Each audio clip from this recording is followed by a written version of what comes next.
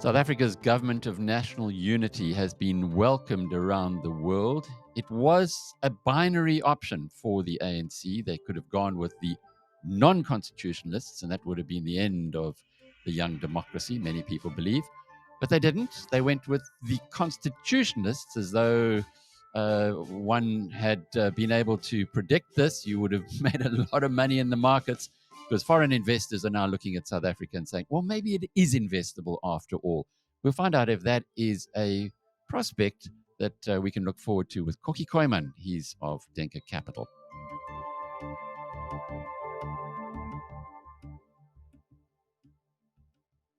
Kokkie, our political scientist who is well loved by the biz news community, Frans Cronje, said it was a binary choice going into the election and immediately afterwards, when it was apparent that the ANC would get about 40 and the DA just over 20, that either the ANC chose the DA and a market-driven economy, or they took us back into what he called the Chernobyl option. Well, thankfully, the Chernobyl option was not selected, and the markets have reacted very positively thus far. I guess in markets, people do overreact one way or the other way. How are you reading this? Yeah. Now, Alex, so indeed, as you say, and Frans said, it was a binary outcome. I mean, even, Wednesday evening, Thursday, it could have gone either way.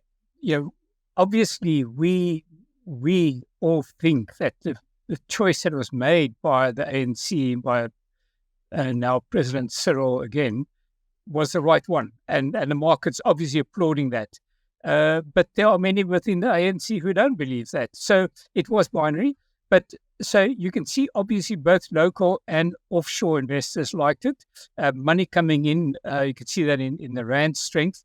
Our market, and there's some very good graphs from JP Morgan, which showed how much selling there has been in the last few years, both by local investors, in the pension funds and unit trusts and offshore investors. So you were poised that everybody is underweight. Plus, we know that the banking system is strong. The shares are very cheap. So a positive outcome was always going to result in a strong rally. But one was too afraid to really take that bet. So where to now? You can see today is quieter. Financial shares still up 1-2%. So the big rally of about almost 18 to 20% in the last 2 weeks, and more of it in 3 days, has taken place. But if you look at just the valuations of the bank shares, First Rand was trading in 2019 pre-COVID, still at 2.7 times price to NAV. Yeah, it's now re-rated somewhat to 2.2. Absa was trading at 1.6. Just before the election, it was trading at 0.98. It's now re-rated to 1.17. And the others all look the same. So Absa is an interesting one. 1.6 is a normalized price to net asset value as we value financials for a return on capital that it can and has been generating of 16 to 18%. So if it does just simply 16, 18%, which it should be able to do under even the circumstances we had, it should re-rate further to 1.5, let's say 1.6.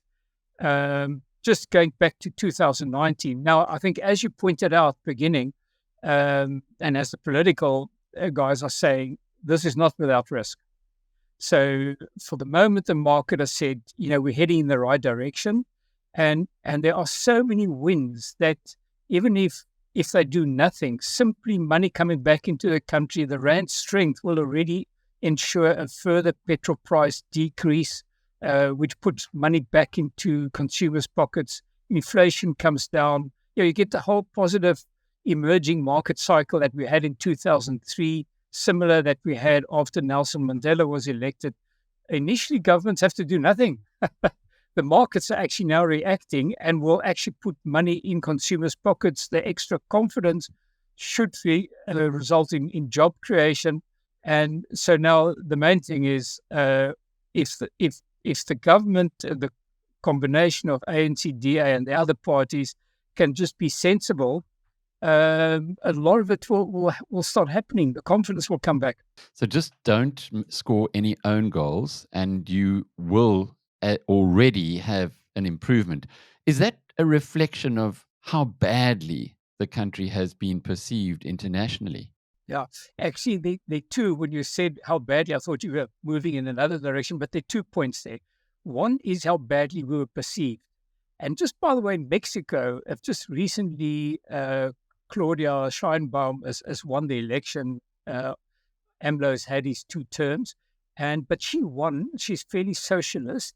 She won with a majority up to 70% with another party.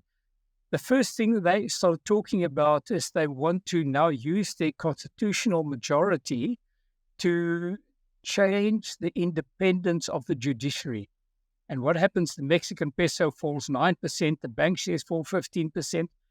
And so here we have the opportunity to cement what we've got, to cement the constitution, to prove that we are a constitutionally driven country, that decisions will be made on that basis, that where we can, we'll now start creating jobs. So I think that change, it shows how poorly we were received, or how the concerns that there were, and that was reflected in the outflows and in the valuations. Just unpack that, if you would, Kokkie, for a person who's in grade 7.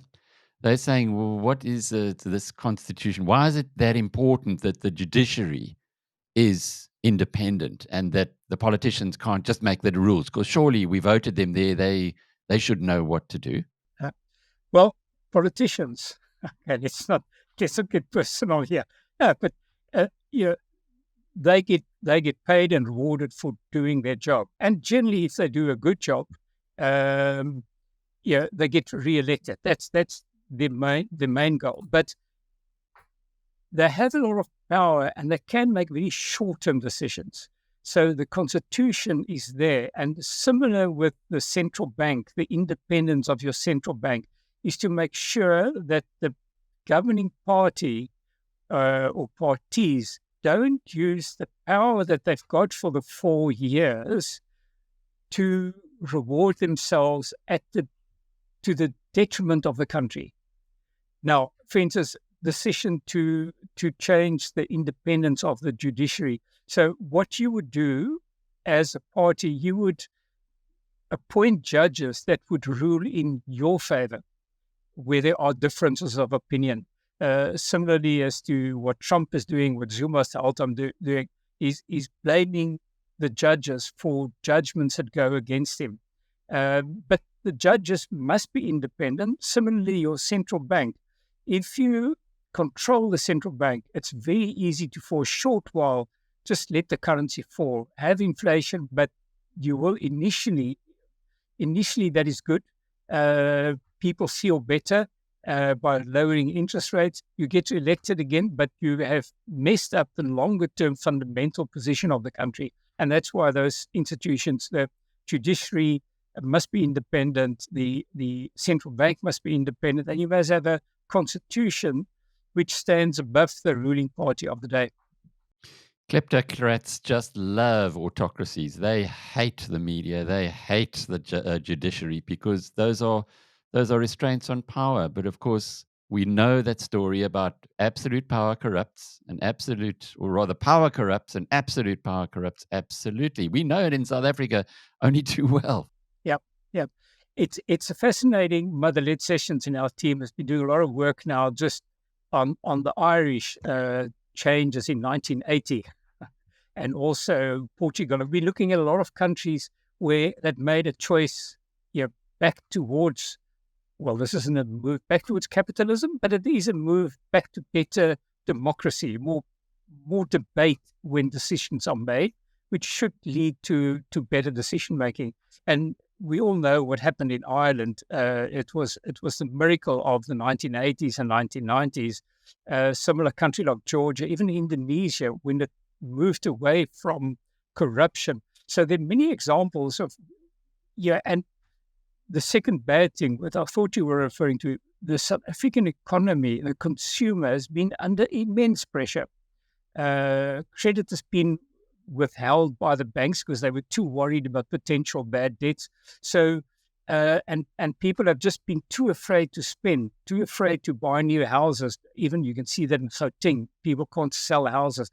As you get confidence coming back into the economy, um, you know, people start spending, and that spending will create jobs again. And why am I here? Simply because improved confidence in economy and lower interest rates is really what your financial sector thrives on. Your financial sector is the oil that lubricates a good economy. So as the economy starts doing better, your financial sector benefits through better loan growth, uh, more more transaction volumes, more demand for new investments, and obviously lower bad debts. And that's really good for your on the banking side, just as good on your insurance side, because there's more demand for insurance cover, your risk of default lowers. And then where we come from now, where we're still at very low valuations, I think the risk return still favors, investing more in the financial sector because of those attractive valuations. And it's unlikely that we go back to an EFF uh, coalition with the ANC. But, South Africa is a funny place. A lot of things can happen, but that's really, at the moment, that's not the base case. So the base case is very good in the current outlook for your financial sector. That means, if I'm interpreting you correctly, that even if you haven't bought these shares yet, there is still upside and you could still do very well if you were to make an investment in banking shares today. Yes. As I said, you had your initial rally, and now the market will start rewarding things as they happen. The Rand is now, I think I saw, just below 18. The Rand, Johan Els did a report recently of Mutual saying that his fair value for the Rand is actually 12. He says in his report as well, it's unlikely it gets there, but that's what your Big Mac index and any visit to London or New York tells you how much the Rand is falling. You just buy a cup of coffee there or you buy a beer. So the Rand could quite easily go to, let's call it 16 for the moment, 17. Let's make it 17. Even an improvement to 17 already actually brings inflation down further. That will allow the Reserve Bank to cut interest rates. And every time you have something like that, your financial sector will re-rate further, because lower interest rates means higher return on capital for the banks, simply because your bad debt provisions will be lower, your loan growth will pick up. So I think from here on, you've seen your big rally, initial rally, the further price moves will come as things happen. So as the Rand strengthens, you'll see further re-rating. As the first interest rate cuts start coming through, your bank sector will re-rate further. So it will now be more of a slower process, I think. But where the valuations are now, I mean, that's the key of investing. If you buy good quality assets when they are mispriced, you get your growth in shareholder value, but you'll get further re-rating as well. And that's, I think, what we're going to see if the ANC and the DA use their common sense and work together. If they work together, I wouldn't be surprised if the ANC gets back to above 40, 42, 43%, because people, once the economy starts performing, you create jobs. People are happy. They'll vote for the incumbents. We have two of the most prestigious publications in the world as our partners, The Economist and The Financial Times. And both of those titles welcomed the election result, but presumably, and were very complimentary about it.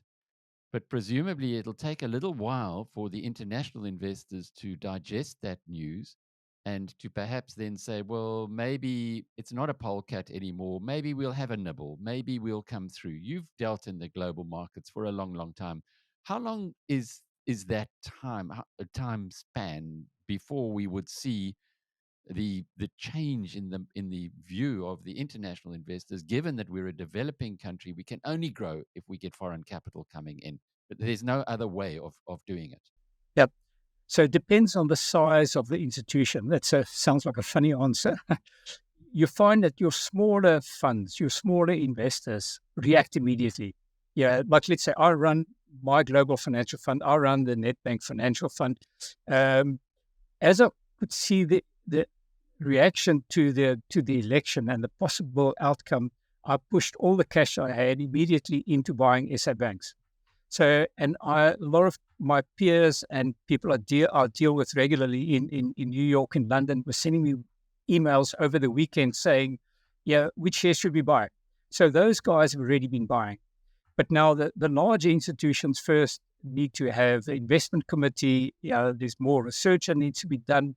You're getting now your JP Morgans, your big sell-side houses that start initiating again on SA banks or upgrading to overweight. Then you get your passive investors who start coming in again simply because it increases in the index.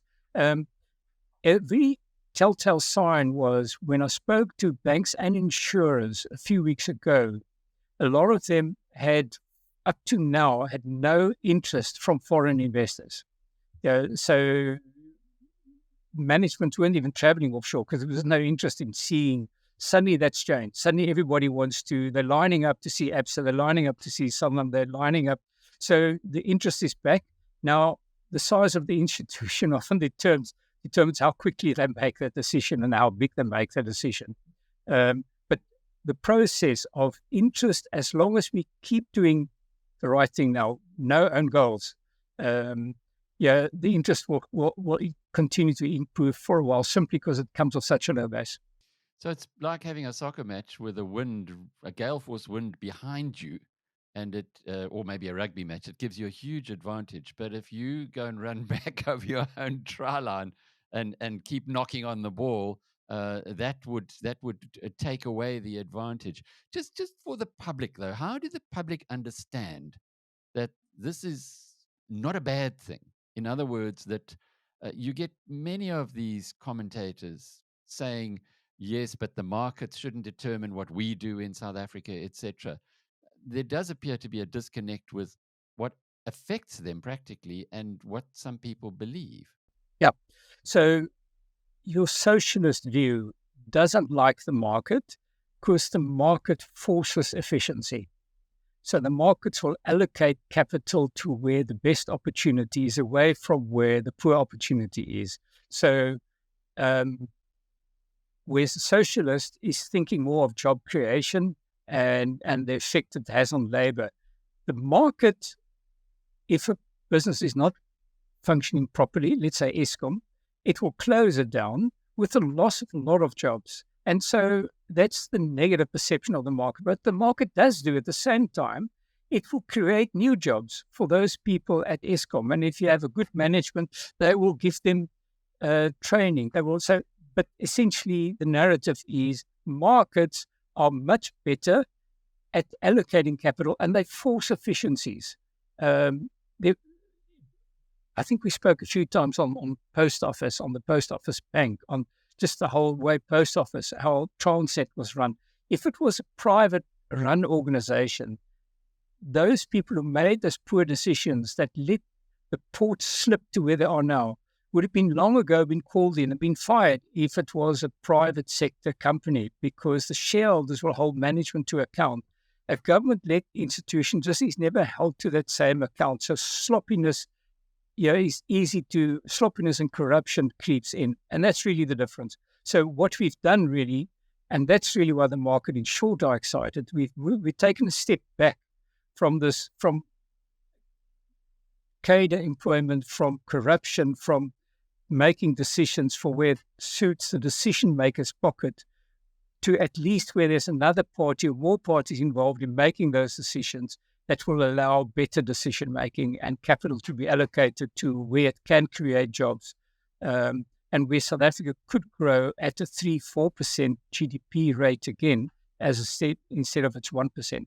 And that's, by the way, for the man in the street, he will see that, he and she will see that in jobs advertised, in demand for labor, in more competition, in higher salary increases, but besides just the lower interest rates. Kokkie, just to close off with pre-election, and clearly if you're an international observer, you look at South Africa, you look just to the north, the disaster called Zimbabwe, and you think, well, South Africa's probably going to go in that direction, or it might go in that direction. What percentage pre-election would you have put on that possibility happening, and what percentage would you put on it now? And I'll clarify that a little.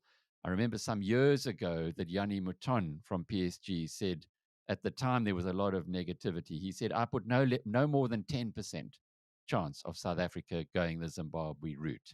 So that would have been from a person like him, and clearly he might have put it a lot higher ahead of the election because things weren't looking that good. But where would you have put it pre-election, post-election? In other words, that binary option of disaster or Chernobyl versus potentially a road to growth. Yeah. There is one change that took place, if I can qualify my answer, and that is the huge swing to MK away from the ANC. So pre-election, we didn't foresee that. Very few foresaw that. Or Frans Cronje, I must say, I listened a lot to his podcast and the polls that he was showing. It was showing that the ANC was going to go to 40, but not that MK, if I can remember correctly, would do so well. So after the election and in between the 2 weeks when the parties had to decide on, or the ANC had to decide who they go into coalition with, the EFF option and the EFF or MK option, if we go on that route, I would say 80% we go Zimbabwe from here, because that would have just solidified the direction which the ANC was going. So pre the election, one can say the chances were very high, 60, 70, 80%. Now there's a real chance. It's real. It's a chance that we can reverse that. And so I would say now going Zimbabwe route, where we are now, is most probably it's less than 50. I would say it's now 40. The chance is still real. The probability still. EFF and MK will do what they can to discredit the DA and to derail the process. So, but the chances have improved dramatically. I would say, let's say, from 70 to 40. Kokkie Kooyman of Denker Capital.